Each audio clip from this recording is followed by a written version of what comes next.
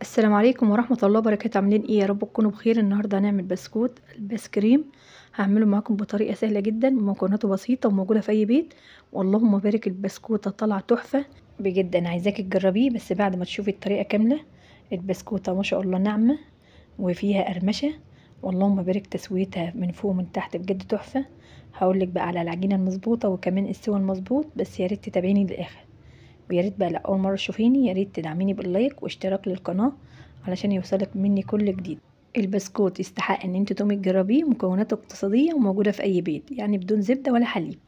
في الاول كده هنسمي الله ونصلي على الرسول عليه افضل الصلاة والسلام. هنشتغل بسمنة عادية خالص، يعني اي نوع سمنة عندك موجود هتشتغلي بيه. السمنة لازم تكون مجمدة، وزن السمنة 150 جرام. هننزل الاول بالسكر البودر 125 جرام، وبعد كده هننزل عليهم على طول بالسمنة. اي بسكوت هتعمليه لازم يكون السمنة مجمدة علشان الخليط ما يفكش معاكي خالص للاخر. في اول التقليب هتلاقي المضرب شايل معاكي السمنة، بس هتقلبي شوية هتلاقي بقى المضرب خرج منه السمنة خالص وتعرفي تقلبي بسهولة. لو عايزة تعمليها في الخلاط او بمضرب كهربائي او تشتغلي بايدك لو انت حابة، اللي يريحك انت اعمليه. اهم حاجة ان انت تضربي السكر والسمنة لمدة كده 7 دقايق. لو في مضرب كهربائي هياخد معاكي 5 دقايق. بس اهم حاجة الضرب كده مستمر لحد ما لون السمنة يبقى فاتح وخفيف كمان زي الكريمة. كده بقى البسكوت هتبقى خفيفة، واللهم بارك هتبقى دايبة، وكمان الخليط ما يفكش معاكي لحد الاخر. بعد كده بنوقف تقليب وننزل بالزيت. الزيت بقى لازم يكون ابيض علشان بس يديكي طعم حلو في البسكوت وما يكونش فيه ريحة. وزن الزيت 60 جرام. لو ما فيش ميزان يبقى اكتر من ربع الكوباية بمعلقة واحدة بس. وبعد كده هنقلب بقى في الزيت لحد ما الزيت يختفي، مش هنبالغ بس في التقليب علشان الخليط ما يفكش.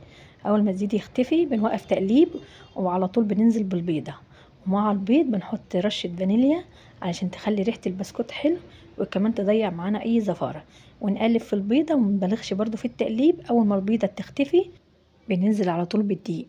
انا في الاول كده هنزل معاكم بكوبايتين دقيق، بس كوبايتين مليانين مش ضغطة فيهم، يعني ما تضغطيش بالمعلقة وتملى الكوباية.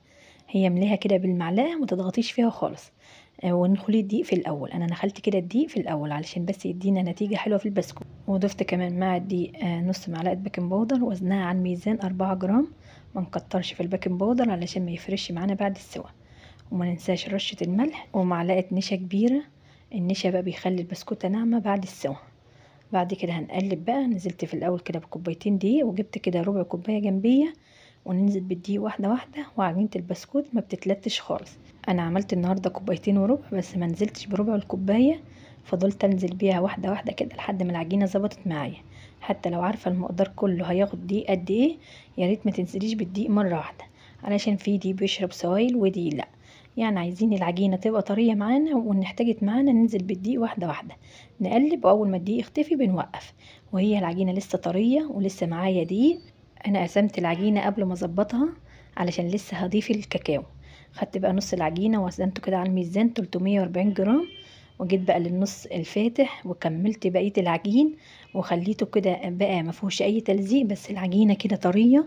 وكمان تضغط عليها كده وتكوريها تبقى ناعمة تحت ايدك. هتعملي بقى بصمة في العجينة. لو شقات تبقى لسه عايزة لسه عجن وتخدميها شوية. لو ما شقتش يبقى كده العجينة مظبوطة. يبقى انا كده ظبطت النص الفاتح. العجينة ما شاء الله طرية، مش يابسة جامد علشان ما تشققش معايا. حطيتها بقى في الطبق وهغطيها بكيس. نيجي بقى للنص التاني. هضيف بقى فيه معلقة كاكاو كبيرة. استخدمي الكاكاو الغامق علشان الكاكاو الفاتح هياخد معاكي اكتر من معلقتين. وكمان لو خد معاكي معلقتين ولقيتي لسه العجينة طرية، ما تضيفيش بقى كاكاو علشان العجينة ما تنشفش. لا، ضيفي بقى معلقة دقيق وظبطي العجينة.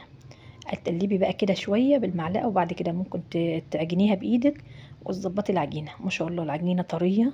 في الوقت ده انا هعمل اختبار للعجينة علشان هشوفها هي محتاجة معايا دقيق ولا لا. باخد بقى قطعة عجين واكورها. لو لقيت العجينة فيها تلزيق يبقى لسه عايزة معايا دقيق. طيب لو لقيت العجينة فيها تشققات جامدة يبقى لسه محتاجة ان انا اكورها شوية وتسخن تحت ايدي، وبعد كده ابصم العجينة. لو لقيت مفيش تشققات خالص يبقى كده العجينة ظبط.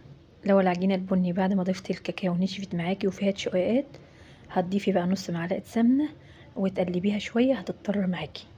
اللهم بارك، انا كده العجينة مفيهاش اي تشققات ومظبوطة. انا هكور بقى العجينة كلها، يعني هعمل العجينة الفاتحة الاول، وبعد كده هعمل العجينة البني.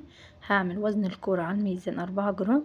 لو مفيش ميزان هتعمليها قد البلية، عارفة البلية؟ اعمليها بقى قد البلية. هناخد بقى 6 كور، 3 كده بني و3 من العجينة الفاتحة. وزن البسكوتة بقى هتبقى معانا كده 25 جرام. اللهم صل وسلم وبارك على سيدنا محمد وعلى ال سيدنا محمد. يا ريت لو لسه بتشوفيني يا ريت تدعميني بلايك جميل منك. يلا بقى حطوا لايك وتعالوا نكمل مع بعض بقية الخطوات.